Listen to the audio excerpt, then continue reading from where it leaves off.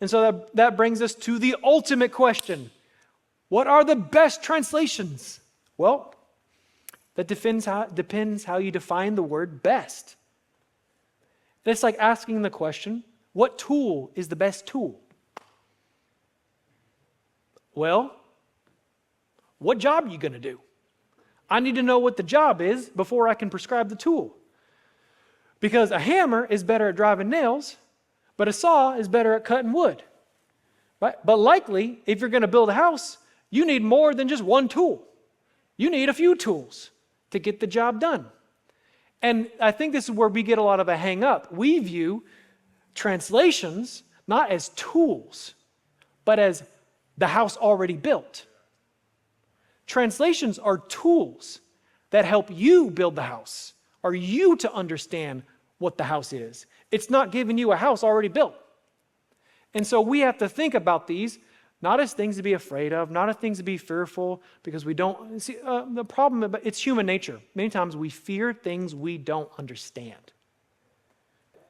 And so my job here is to just help you understand a little better of why there's all these crazy translations.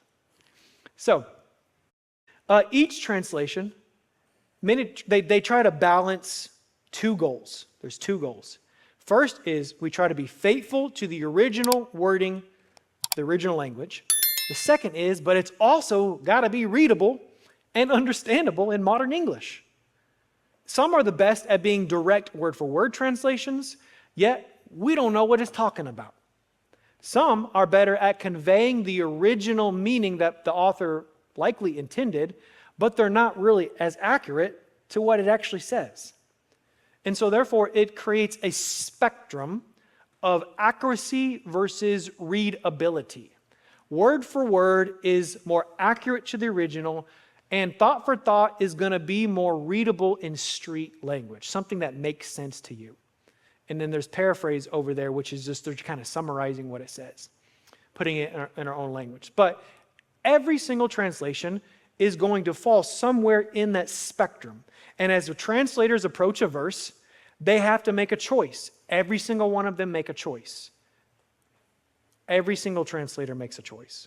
They choose, am I going to be more faithful to the original wording, or am I going to make it make sense in modern English? And I have to make a choice, and I'm going to fall somewhere on the spectrum when I translate this verse. Because no, you will never be able to capture 100% of the meaning and the essence when you're translating from one language to another. It's impossible. Meaning will leak out. There will be some meaning will be lost. So if you really want to understand the Bible, as it was originally written, you better start learning Greek, baby. All right.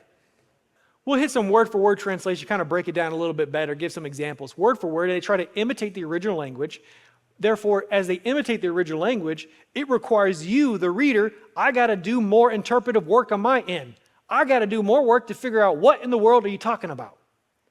Right? And sometimes, if it's translated too strictly, it comes out as nonsense. For example, let's look at John 3:16, which is a transliteration, or an interlinear, rather, translation, meaning it's literally word for word copied and pasted. This is what John 3:16 would look like.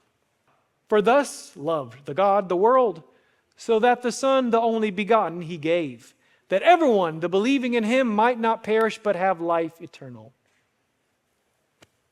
Gets me right here. Right? You read that, and it's faithful to the original wording. But yet, I'm also like, what does that mean? I have to now do more work on my end to figure out what is that talking about, right? That's an extreme example, but I believe it's a good example. In fact, there are times when sometimes it's translated too strictly. If you really translate it word for word, it would make no sense to us. Let's look at Matthew 1:18. This is King James Version. It says Mary was found with child. NLT says, well, we got to make it more basic, break it down even more. Mary became pregnant. But literally, the Greek actually says, Mary had it in the belly. That's what the Greek says. Now, if I'm faithful to the original wording and I translate it, Mary had it in the belly, the reader's going to be going, Mary had it in the belly? That makes sense in Greek. They understood it. But I don't understand it in English. Right? And so the translator here is going to make a decision. Am I faithful to the word and cause nobody to understand anything it says?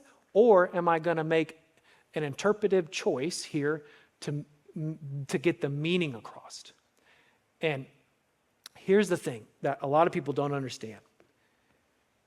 It's not a true translation if you don't understand what it says. To be a true translation, the meaning has to be grasped to the hearer. What they discovered about the Greek language that the Bible was written in was not a Holy Ghost Greek. It was what's referred to as Koine Greek. Koine means common Greek, meaning every person spoke this language. It was the language of common people.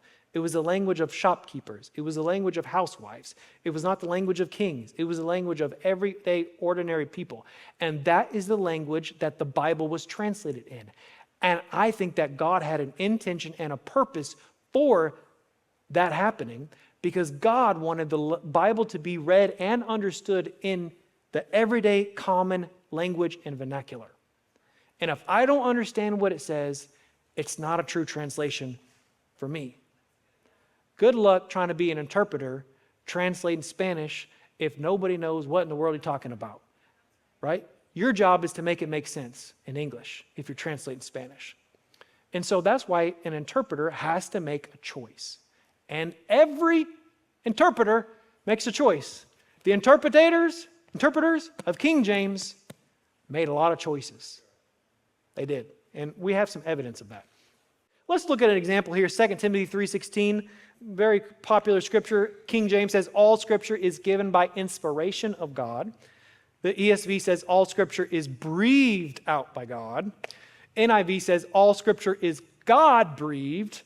And literally, the Greek for this word here is all scripture is God-breathed. And so in this example, the one closest to the word-for-word translation is the NIV, the one that gives the bad rap. And the version that takes the most interpretive liberty is the King James. Because the Greek says, God breathed, and the King James writer says, well, that doesn't make sense. What it actually means is inspiration. So we'll translate the meaning so people understand it. So that's just one example. No translations can perfectly represent original language because of how vastly they vary from one another.